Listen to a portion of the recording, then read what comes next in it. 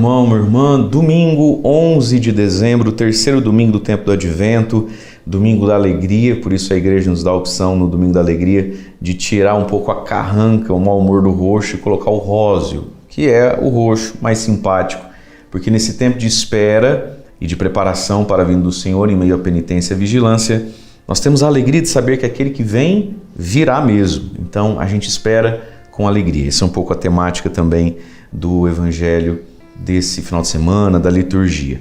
Quero acolher você que pela primeira vez nos encontra aqui no nosso canal do YouTube. Seja muito bem-vindo, muito bem-vinda a esse canal de evangelização. Se inscreva, ative as notificações aqui do nosso canal do YouTube. Queridos, vamos ao Evangelho então desse terceiro domingo do tempo do Advento. A igreja proclama Mateus capítulo 11, versículos de 2 a 11, diz assim: Naquele tempo, João estava na prisão. Quando ouviu falar das obras de Cristo, enviou-lhe alguns discípulos para lhe perguntarem: És tu aquele que há de vir ou devemos esperar um outro? Jesus respondeu-lhes: Ide contar a João o que estáis ouvindo e vendo. Os cegos recuperam a vista, os paralíticos andam, os leprosos são curados, os surdos ouvem, os mortos ressuscitam e os pobres são evangelizados. Feliz aquele que não se escandaliza por causa de mim. Os discípulos de João partiram e Jesus começou a falar às multidões sobre João. O que fostes ver no deserto? Um caniço agitado pelo vento? O que fostes ver? Um homem vestido com roupas finas? Mas os que vestem roupas finas estão nos palácios dos reis. Então, o que fostes ver? Um profeta? Sim, eu vos afirmo, e alguém que é mais do que profeta. É dele que está escrito: Eis que envio o meu mensageiro à tua frente. Ele vai preparar o teu caminho diante de ti. Em verdade vos digo, de todos os homens que já nasceram, nenhum é maior do que João Batista. No entanto, o menor do reino dos céus é maior do que ele. Palavra da salvação, glória a vós, Senhor. Irmãos e irmãs, a liturgia desse final de semana quer nos mostrar a convergência entre duas pessoas, Jesus e João Batista. A primeira metade do Evangelho tem uma pergunta, uma dúvida, uma polêmica, se a gente quiser, a respeito de quem é Jesus. Esse Jesus é quem? É você mesmo, Cristo? A gente deve esperar outro. Mas já a segunda metade do Evangelho, Jesus então agora quer dizer a todos quem é esse João Batista que está lá na prisão, que muitos ali tinham escutado as pregações a respeito do arrependimento e do batismo. Então Jesus vai dizer que ele é o maior, mais do que um profeta. É dele que está escrito, né? Que é aquele que clama no deserto, que prepara a vinda do Salvador. Com isso, nosso Senhor está nos ensinando que a pregação de João Batista, ou seja, o arrependimento, a urgência da conversão e da purificação através do batismo, para nós hoje, através do batismo e para os batizados do sacramento da confissão, é algo urgente e sério. É isso que Jesus está falando. Olha, aquele homem lá do deserto que vocês escutaram, ele era meio esquisitão, João Batista, né? Se vestia com roupas diferentes, só comia gafanhoto, muita penitência. Ele não era um maluquinho não, viu? Ele não era um excêntrico não, ele não era alguém que tinha... ele é aquele do qual está escrito, é ele quem prepara a vinda do Salvador. Portanto, é preciso levar João Batista a sério. E aí em Jesus aprofundar tudo aquilo que João Batista profetizou, tudo aquilo que João Batista pregou. Mas existe então uma pergunta aqui. João está preso e manda dois de seus discípulos perguntarem: És tu aquele que há de vir ou devemos esperar um outro? Veja, há quem diga que João não tinha dúvida nenhuma e mandou os discípulos lá fazer essa pergunta justamente para os discípulos acreditarem ainda mais em Jesus, os seus discípulos passarem a ser discípulos de Jesus. Mas há quem diga, e eu não acho problema nisso, de que talvez até João Batista tinha dúvida. Por quê? Porque o Deus que Jesus veio mostrar e o Salvador que Jesus Cristo veio ser é diferente de tudo aquilo que talvez até João Batista esperava, né? Então, no tempo de Jesus, a expectativa do povo a respeito de quem é o Salvador, ela é um tanto quanto diferente daquilo que eles estavam esperando, o jeito de Jesus ser. Jesus ama quem não é amável, perdoa os imperdoáveis, né? E Jesus, muito mais do que usar de poder contra os poderosos, Jesus beneficia os pobres. Essa lista que Jesus então vai dizer, ao invés de fazer um grande discurso, Jesus faz uma lista de boas obras e fala: olha, vão dizer o seguinte então: ide contar a João que vocês estão ouvindo e vendo aqui, ó. Cegos recuperam a vista, paralíticos andam, leprosos são curados, os surdos ouvem, os mortos ressuscitam e os pobres são evangelizados. Mas Antes mesmo dos pobres, todos os outros aqui eram muito pobres também à época. Cego, paralítico, leproso, surdo, mudo, aleijado. Essas pessoas eram muito pobres naquela época. Portanto, talvez João esperasse um Cristo e um Messias que lutasse, brigasse, enfrentasse os poderosos, os pecadores. E Jesus diz, olha, vai lá e conta o que vocês estão vendo e ouvindo. Só relata para ele, aí ele vê se ele quer acreditar, aí você vê se você quer acreditar. E daí você vê se faz sentido para você que Deus seja assim, que Deus seja benefício, que Deus seja amigo, que Deus seja inclinação para os mais pobres, para os esquecidos. Esse é o Deus que encaixa na tua cabeça, no teu coração. Veja, meus queridos, isso aqui é profundamente confrontador para nós. É profundamente confrontador. Às vezes a dificuldade das pessoas não é que que Jesus fosse Deus, né? Mas que Deus fosse Jesus, que Deus fosse esse homem que anda com um leproso, paralítico, surdo, cego, aleijado, com os pobres, com aqueles que às vezes não tinham nem condição ou dignidade de estar lá no templo. Isso é Deus. Deus é amigo de gente assim, Deus faz o bem às pessoas assim. Então veja, era realmente uma dúvida. Jesus, ao mesmo tempo que ele era encantador, ele dava um nó na cabeça de todo mundo. E até no do João Batista, muitas vezes, na sua vida e na minha vida também. E às vezes a gente precisa se perguntar, nós que somos cristãos, eu que sou padre, todos nós, se Cristo é aquele que veio para o bem de quem é cego, paralítico, leproso, né, para aqueles que eram difíceis até de ter contato, para aqueles que estavam na lista dos miseráveis mesmo. Onde está na minha vida, na sua vida? Nós temos na nossa vida? Cabe na nossa vida? Tem contato em minha vida? O cego, o paralítico, o leproso, o surdo, os mortos e os pobres? Às vezes nós somos cristãos, mas esse tipo de gente, de situação humana, vamos colocar assim, que Jesus usou para dizer e provar que Ele é Deus, que Ele é a salvação e o Salvador, às vezes nós, que cremos em Jesus, não temos contato nem proximidade com nenhuma dessas coisas, com nenhuma dessas pessoas.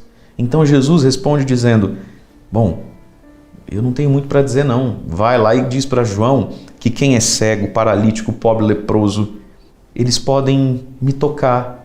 Eu gasto meu tempo, eu gasto meus dons, eu gasto meus carismas, eu gasto esse meu poder com gente assim, que não tem nada para me dar de volta. É uma pura gratuidade. E aí Jesus diz, e feliz de quem não se escandaliza por causa de mim. Feliz de quem não fica assustado, escandalizado, onde já se viu, não, eu não aceito, com um Cristo assim. E aí então eles vão levar essa mensagem a João Batista, que segundo Jesus foi mais do que o profeta, é o próprio Elias que volta de novo, né? É a unção de Elias que está ali, por tudo aquilo que João pregou e viveu no deserto, não só pregou, como viveu. E tudo isso, queridos, Jesus vai dizer, ele é o maior, né? O maior profeta que nasceu, mas o menorzinho no reino dos céus, ou seja, a pessoa mais simples e menor que acolhe o Evangelho, a perspectiva de Jesus para as coisas e aceita Jesus como seu Senhor e Salvador, esse é maior que o próprio João no reino dos céus. E aí, para esse reino dos céus, nós precisamos da nossa firmeza, da nossa constância. É por isso que a primeira leitura, Isaías 35, versículos de 1 a 6, depois o versículo 10, vai falar da vinda do Salvador, vai fazer o relato de tudo aquilo que o Cristo, o Messias, iria fazer, que Jesus já mencionou no Evangelho, o coxo, o aleijado, o cego, o paralítico, né? Mas há um convite lá no versículo 3, achou que eu ia esquecer? Não, só porque não está jogando. Ó, verde Palmeiras aqui, versículo 3, Isaías 35, 3. Fortalecei as mãos enfraquecidas, firmai os joelhos debilitados e dizei às pessoas deprimidas, criai ânimo, não tenhais medo, vede, é o vosso Deus que vem. O ânimo, a alegria. Fortalecer mãos enfraquecidas. A mão é o símbolo das boas obras, né? Da luta. Firmai joelhos debilitados, a nossa capacidade de andar, caminhar, de rezar. Fortalece tudo isso. E diga ao deprimido, e talvez se você é deprimido, diga você mesmo, bate no peito aí e fala. Cria ânimo, não tenha medo, veja, é vosso Deus, Ele vem para salvar. Veio em Jesus, vem em Jesus. Jesus é o Deus que vem para salvar. E aí o clamor do Salmo da liturgia de hoje, né? Do Salmo 145. Vinde, Senhor, para salvar o vosso povo. E aí a segunda leitura, que é da carta de Tiago, vai dizer, irmãos, Tiago 5, versículo 7. Ficai firmes até a vinda do Senhor. Olhai o agricultor, ele espera pelo fruto, ele fica ali, ele tem paciência, fica firme até cair a chuva do outono ou da primavera. Versículo 8, também vós ficai firmes, fortalecei os vossos corações, porque a vinda do Senhor está próxima. Ficai firmes, fortalecei os vossos corações. Esse é o apelo de Tiago para nós hoje. A firmeza, fortalecer os corações, o Senhor vem. O que enfraquece o coração? Versículo 9, irmãos. Não vos queixeis uns dos outros. Às vezes, gente, o que tira a nossa firmeza, o que tira a nossa prontidão para Deus é ficar se queixando do outro. Então, para de olhar tanto para o outro, olha só para Jesus, né? E claro, se o outro for cego, paralítico, aleijado, leproso, faça o bem a ele, mas irmãos, parem de se queixar uns dos outros. Né? Senão serei julgado. Versículo 10. E tomai por modelo de sofrimento e firmeza os profetas que falaram em nome do Senhor e vieram antes de vós. Olha que lindo. Para a gente viver bem a nossa fé, o cristianismo, nós temos que ter modelo de sofrimento, de firmeza. Mas olha o que ele está dizendo. Isso aqui é tão importante. Irmãos, tomai por modelo de sofrimento e firmeza os profetas. Nós estamos num mundo que nos dá muitos modelos de sucesso, não é? De vitória, de empreendimento. Mas às vezes o que de fato nos faz bem é encontrar um modelo de firmeza no sofrimento. Pessoas que sofrem, mas sabem sofrer bem. Sofrem sem perder a fé, sem perder a caridade. Sofrem sem perder a alegria, a doçura. Sofrem amando a Deus sobre todas as coisas, continuando a amar o próximo. Portanto, hoje o convite também para nós é a gente pensar isso aqui. Eu tenho um modelo de gente lutadora, batalhadora, santa, sofrida, sabe, que em meio às contrariedades continua avançando e andando na fé. Nós temos muito para aprender com aqueles que sofrem, né? E podemos nós também ser um modelo de sofrimento. Será que às vezes a gente evangeliza mais, questiona mais a vida do outro, quando a gente sofre bem, sofre em Deus, do que quando às vezes a gente tem um testemunho para contar de uma vitória, de uma graça ou de uma bênção. Mas em todo caso, queridos, que o Senhor hoje também nos alcance na nossa cegueira, paralisia, na nossa lepra, na nossa surdez, nas nossas mortes, na nossa pobreza. Jesus veio para todos os que são necessitados. Sejamos para os necessitados, mas se hoje estamos necessitados, busquemos aquele que pode tudo por nós, na oração e, sobretudo, no sacramento da Eucaristia. Deus abençoe você. Em nome do Pai, do Filho e do Espírito Santo. Amém.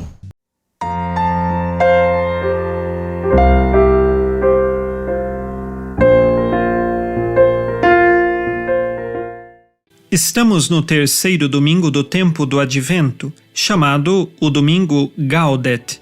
Significa o Domingo da Alegria, exatamente porque nossos corações já começam a viver estas alegrias que o Natal de nosso Senhor Jesus Cristo nos trará para a vida.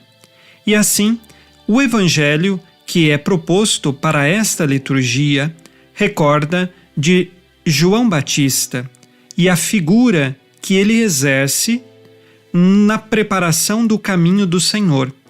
João Batista, em nenhum momento, ele ocupou o lugar de Jesus, mas sempre apontou para Jesus. E João Batista sabe que é Jesus o Messias, e ali está então a nossa verdadeira alegria. No mundo de hoje, há muitas vozes que tentam anunciar Jesus, mas, infelizmente, alguns são falsos profetas. João Batista não. Este é verdadeiro profeta e anuncia a Jesus verdadeiramente. Jesus, que é a fonte da verdadeira alegria. Sabemos bem que nós estamos aqui a buscar uma alegria que vem de Deus, porque as alegrias do mundo, estas são passageiras. Hoje eu as tenho, amanhã não tenho mais. Assim, a alegria que vem de Deus, esta permanece. E quando João Batista, ele aponta para Jesus como o Messias, e em Jesus está concretizada a esperança de todo o povo do Antigo Testamento, Eis, portanto, a nossa maior alegria. Hoje é dia de vivermos esta alegria. No dia 25 de dezembro, vamos celebrar o nascimento de Jesus, grande causa de alegria para nós. Mas agora eu lhe pergunto, o que tem causado alegria na sua vida? Será que são apenas as coisas deste mundo? Nós precisamos aprender a nos alegrar com as coisas de Deus, com a ação de Deus na nossa vida, com a ação de Deus na história de seu povo. Estas alegrias, elas permanecem. Tanto que no terço nós rezamos os mistérios chamados gozosos. Isso significa os mistérios da alegria, os mistérios de Deus visitando o seu povo. Nasceu no meio de nós para nos salvar. Eis a nossa grande alegria. Vamos aprender a nos alegrar com estes mistérios de Deus que são para a nossa salvação.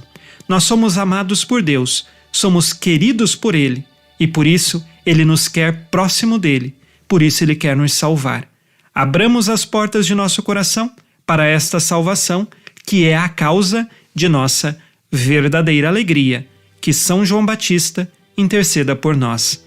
E a bênção de Deus Todo-Poderoso, Pai e Filho e Espírito Santo, desça sobre vós e permaneça para sempre. Amém.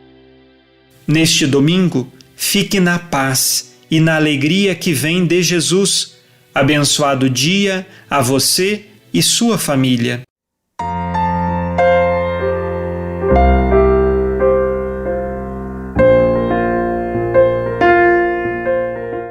Meus queridos irmãos, minhas queridas irmãs, bem-vindos mais uma vez ao nosso programa Testemunho de Fé. Aqui quem fala é o Padre Paulo Ricardo. Quero com alegria acolher vocês mais uma vez na nossa reflexão semanal a respeito do Evangelho e dos mistérios que a Igreja celebra no seu ano litúrgico. Então nós já estamos aí no terceiro domingo do Advento, que é um domingo em que a Igreja pode usar os paramentos róseos, o paramento cor-de-rosa, é o domingo Gaudete, o domingo da alegria. Ou seja, a Igreja recorda na antífona de entrada da missa aquele versículo de São Paulo aos Filipenses, Gaudete in Domino semper. E por que é que é um domingo da alegria? Bom, a alegria do Advento, ela acontece porque Deus se aproxima. E aqui é a grande realidade, a realidade central do cristianismo. O nascimento de Jesus não é o nascimento de um ser humano, ponto. Um homem como qualquer outro homem.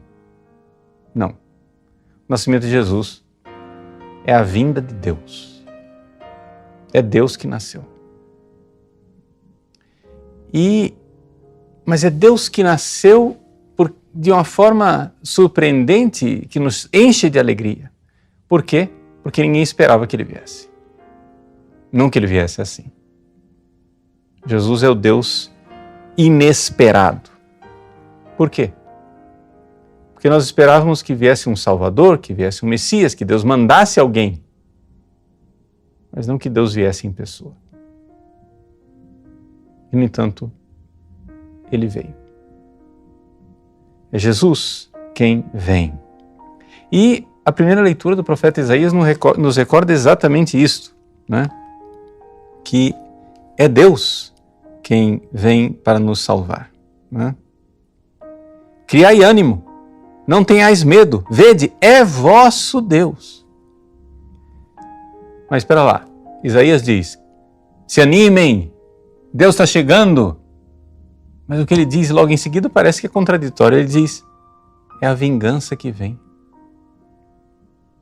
Mas como assim? Se é a vingança que vem, nós deveríamos ter medo. Se é a vingança que vem, nós não deveríamos criar ânimo. Deveríamos ficar desanimados, aliás, deveríamos ficar desesperados. Se Deus vem com a sua vingança, então o que é que nós podemos fazer? É que Deus vem e vem para destruir a maldade que nos escraviza. E aqui é a grande alegria de esperar Deus que vem. Ou seja, A gente, quando fala da vinda de Jesus, muita gente fala da vinda de Jesus e se enche de medo e de tristeza. Medo e tristeza como se nós fôssemos crianças fazendo uma festa, aprontando, né? Ou seja, os pais saíram de casa, papai e mamãe viajaram e nós estamos aqui aprontando em casa, de repente, e chegou o desmancha-prazeres, né? Vai chegar papai e mamãe e vai dizer assim: quem foi que aprontou isso? Fulano, de castigo, para a esquina agora ali. De castigo. É um pouco a ideia que a gente tem de Deus que vem. Que nós somos crianças arruaceiras, desobedientes, que estão fazendo uma super festa e ele vem para acabar conosco. Mas não é nada disso. Nós, na verdade, somos prisioneiros. E prisioneiros das pessoas mais cruéis. Prisioneiros de nós mesmos. Nós somos escravos de nós. Como escravo, é um olho que foi feito para enxergar e é cego. Escravo é um ouvido que foi feito para ouvir, mas escravo de si mesmo ele não ouve. Escravo é a perna que foi feita para andar, mas ela não anda. Escravo é o coração que foi feito para amar e, no entanto, é egoísta. Deus vem com a vingança. Deus vem com a vingança, diz o profeta Isaías, e o coxo saltará como um cervo e se desatará a língua dos mudos. Se abrirão os olhos dos cegos e se descerrarão os ouvidos dos surdos. Sim, vem a vingança, porque vem para nos libertar, vem para libertar o nosso coração escravo do seu egoísmo. Deus vem para matar o egoísta em nós e nos libertar de nós mesmos. Vejam, a grande dificuldade do cristianismo é que as pessoas não aceitam a liberdade. O cristianismo, a Santa Igreja Católica, ela prega a liberdade. E aqui eu corrijo, eu disse cristianismo, mas não é o cristianismo, é a Santa Igreja Católica. Porque, de certa forma, o protestantismo caiu nessa armadilha do fatalismo, do predestinacionismo, de dizer nós não somos livres para pecar. Ou seja, o ser humano, a humanidade inteira quer criar alguma razão para não ser responsável pelos seus atos. Ah, eu fiz isso porque o diabo me obrigou. Ah, não, eu fiz isso porque foram os meus traumas infantis. Meu pai batia em mim quando eu era criança. Ou a minha mãe me abandonou num orfanato. Ah, eu fiz isso porque eu abusei das drogas. Ou então, eu me viciei no sexo. Eu fiz isso porque eu não sou livre. A humanidade inteira, vejam, todas as ideologias criam um sistema para tirar de nós a liberdade. E a Santa Igreja Católica defende a liberdade. Os marxistas dizem, não, coitadinho, ele não foi responsável por isso, ele é um oprimido do sistema. É a sociedade injusta que fez com que ele, que é um oprimido, roubasse, matasse, estuprasse, cometesse incesto, fizesse atos terroristas, fosse genocida.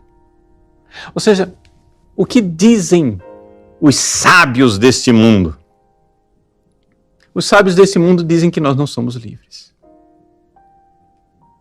Todos os sistemas que o ser humano, com as suas caraminholas na cabeça, inventaram, foram sistemas para dizer, pobrezinho do ser humano, você não é responsável pelo que você fez. Alguém é culpado.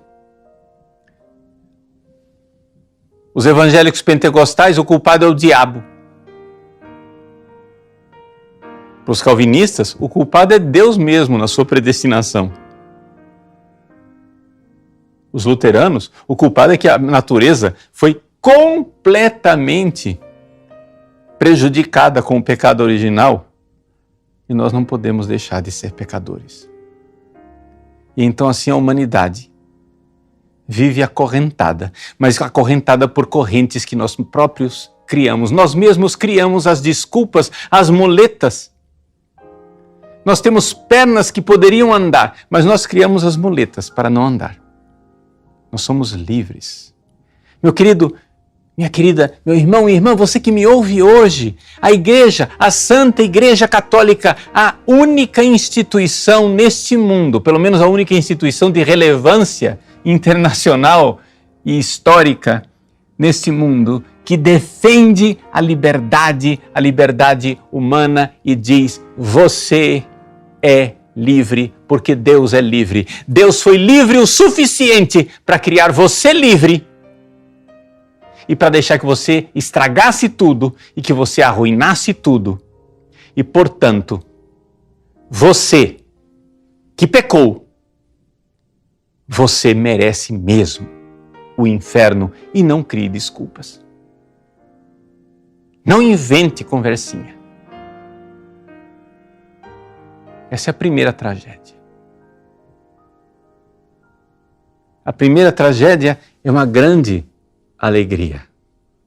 A alegria de que o ser humano é livre. Mas o ser humano feito livre por Deus, Deus correu o risco de nos fazer livres. Deus foi livre o suficiente para nos fazer livres.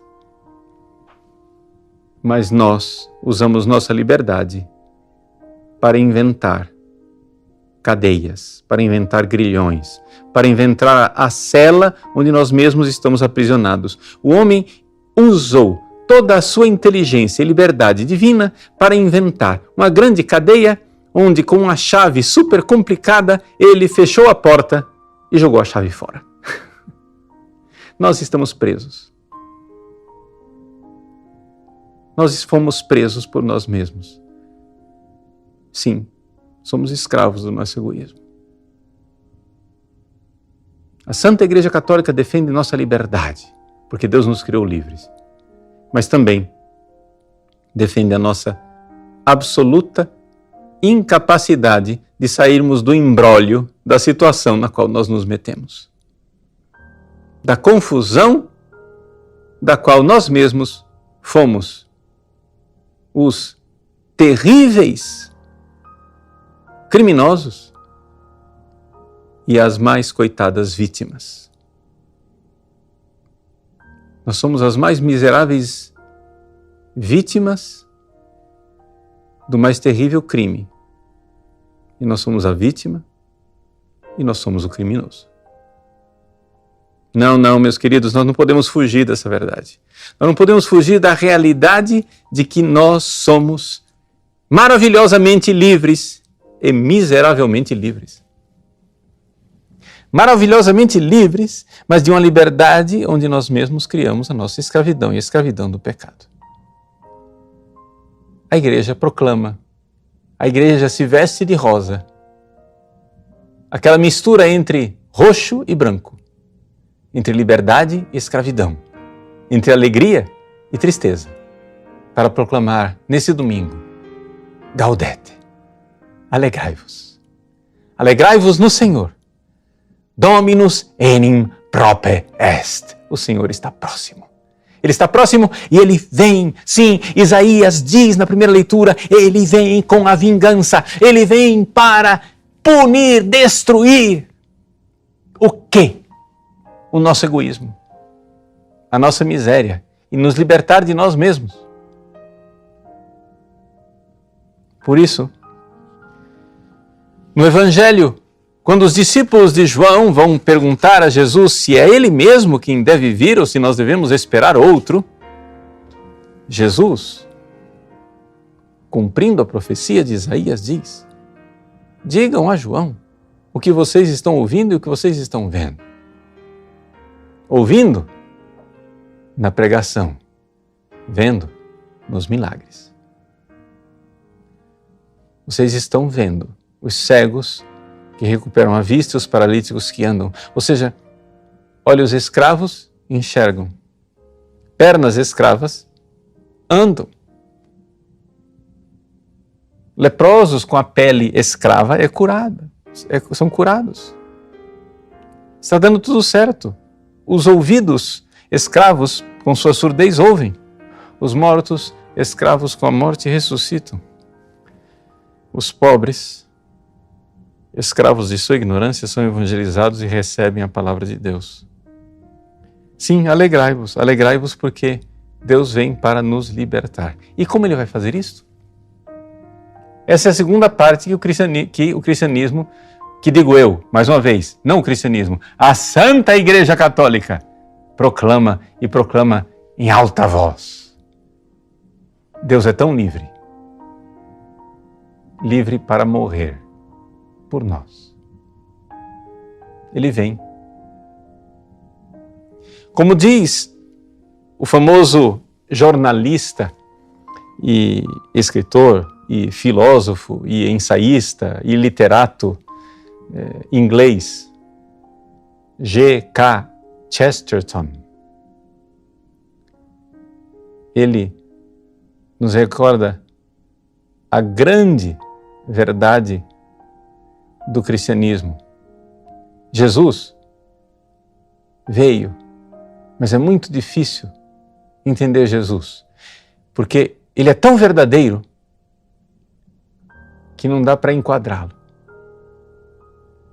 É por isso que as pessoas criaram vários pequenos cristos à sua imagem e semelhança, porque todos essas ideias que a gente tem de Jesus são todas elas verdadeiras e ao mesmo tempo incompletas. Por quê? Porque Jesus não veio como um mestre, como os mestres de outras religiões, como Confúcio.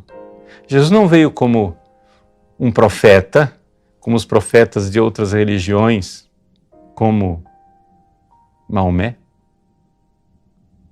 Jesus não veio como um místico,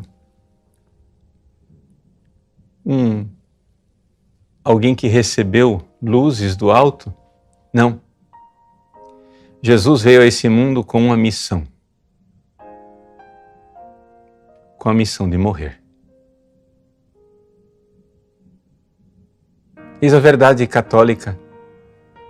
Deus é tão livre, que é livre para vir a esse mundo e morrer por nós. E ninguém aceita isso. Vejam, o mundo inteiro se rebela e esperneia porque não aceita duas liberdades. A primeira, eu já falei, a liberdade do homem. Não aceitam a liberdade de que nós somos livres para pecar e somos plenamente responsáveis de nossa desgraça. E o segundo, não aceitam a liberdade de que Deus é livre para morrer. A liberdade do homem e a liberdade de Deus. Todo mundo aceita Jesus, mas Jesus tem que ser um iluminado, um profeta, um guia, um mestre, alguma coisa. Mas não aceitam que Jesus seja Deus. E que Deus seja livre para vir, nascer de uma virgem em Belém, e que Deus seja livre para morrer e morrer por nós. E, no entanto, é isso mesmo. Vejam, Jesus é Deus. Quando, no evangelho desse domingo, São João manda os seus discípulos perguntarem se Jesus é aquele que deve vir ou nós devemos esperar um outro, São Tomás de Aquino, comentando essa passagem do evangelho, no seu comentário a São Mateus, ele diz assim, algumas pessoas acusam São João Batista, dizendo que João Batista duvida que Jesus seja de fato o Messias enviado por Deus. Mas Tomás de Aquino diz assim, isso não é possível, porque duvidar que Jesus seja o enviado de Deus e Deus que se fez homem é apostasia. é negar a própria fé. E São João Batista é santo, ele não podia cometer o pecado de apostasia. São João Batista sabia perfeitamente quem era Jesus. Então por que ele pergunta? Bom, ele pergunta porque São João Batista, neste momento, nos recorda o evangelista São Lucas, nesse momento São João Batista estava na cadeia, estava na prisão, e os seus discípulos que seguiam São João Batista até então, precisavam agora ser conduzidos até Jesus. João Batista já tinha dito isso. Eis o Cordeiro de Deus que tira o pecado do mundo. Ele já tinha apontado para Jesus pessoalmente. Mas nem todos seguiram. Mas agora que ele estava preso, João Batista envia os seus discípulos pedagogicamente para que eles vão lá e enxerguem com seus próprios olhos e ouçam com seus próprios ouvidos a pregação de Jesus e, por isso, comecem a seguir Jesus. E aí, Jesus, no Evangelho de hoje, né, quando os discípulos de João Batista vão lá levar a mensagem de volta para João Batista, Jesus elogia São João Batista e diz que ele está cumprindo a profecia de Malaquias. Malaquiá quer dizer o mensageiro de Deus. É um profeta cujo nome nós não sabemos quem é. O profeta Malaquias, nós não sabemos qual é o nome dele, porque Malaquias não é nome. Malaquias é título. É o mensageiro de Deus, ou seja, o anjo de Deus. Malach é o anjo, é o mensageiro. E o nosso grande doutor Santo Tomás de Aquino diz assim: o profeta Malaquias, né, aqui, ele usa essas palavras que são o próprio nome dele, né? Ele diz: eis que envio o meu mensageiro à tua frente, ou seja, eis que eu envio o meu anjo à tua frente. Por que é que São João Batista é chamado de anjo, se pergunta Tomás de Aquino? São João Batista é chamado de anjo e não de profeta. Porque ele é mais do que profeta. Jesus diz, é mais do que um profeta. Sabe por quê? Porque o profeta fala de Deus sem tê-lo visto. O anjo vê Deus face a face e fala de Deus. João Batista viu Deus vendo Jesus. Por isso, João Batista é mais do que os profetas do Antigo Testamento. Os profetas do Antigo Testamento eram mensageiros de alguém que eles não viam. João Batista é mensageiro de alguém que ele vê. Ele viu Jesus. Ele apontou para Jesus. Ele viu Deus. E Deus é este homem, Jesus Cristo. Por isso João Batista é anjo. Não por natureza, porque é um ser humano, mas por título e por missão, porque como os anjos, ele enxerga Deus e fala de Deus. Eis que envio o meu anjo à tua frente. Ele vai preparar o teu caminho diante de ti. Meus irmãos, minhas irmãs, estamos vivendo o domingo da alegria. Uma alegria dramática. Chesterton, que eu citei no meio dessa pregação, ele dizia assim: o cristianismo, ele consegue unir duas coisas bastante disparatadas. Ele consegue unir o drama com a alegria. Nós, cristãos, temos a inteligência de ver a piada nas coisas. Então, todo cristão é meio sanguíneo e bem-humorado, porque com inteligência tem uma concepção alegre do mundo.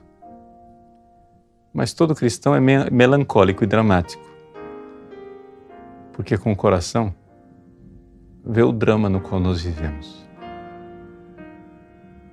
Nós somos uma aparente contradição, alegria e drama, como o rosa é o drama do roxo e a alegria do branco.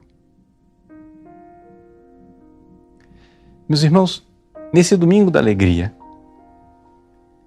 Deus nos chama a ter a grande alegria de saber que somos livres, porque assim Ele nos criou. Mas o drama de saber que somos livres e nós nos aprisionamos com o nosso pecado. Nesse domingo da alegria, nós temos a alegria de saber que Deus é livre e Ele veio. Grande alegria! Anuncio-vos uma grande alegria ao anjo na noite de Natal. Mas também o drama de saber que Ele vem e vem com a missão para morrer. Morrer no nosso lugar. Deus é tão livre que Ele é livre para morrer. Por amor a nós. E nos resgatar dos grilhões e da escravidão que nós mesmos criamos. Meus irmãos, grande alegria. É Ele que vem. O Senhor está próximo. O Natal está próximo, mas Ele só estará próximo de nós se nós nos prepararmos adequadamente. Então vamos lá, estamos na reta final. Falta pouco mais de uma semana. Vá se confessar. Se confesse para o Natal. Se livre dessas correntes que você mesmo inventou na sua cabeça, dizendo que você não é livre para se livrar dos seus pecados. É claro que você não é livre no sentido que você não tem poder de se livrar dos seus pecados, mas você é livre no sentido que você tem o poder de pedir ao Salvador que livre você dos seus pecados, e no confessionário Ele derramará mais uma vez o seu sangue e aplicará os méritos de sua paixão, e você receberá o perdão para finalmente celebrar o Natal. O Natal então será feliz, mais do que alegre, porque a liberdade do homem, restaurada pela liberdade do Deus que morreu por nós, nos prepara para a liberdade do amor que nós iremos cantar no céu. Deus abençoe você. Em nome do Pai, do Filho e do Espírito Santo. Amém.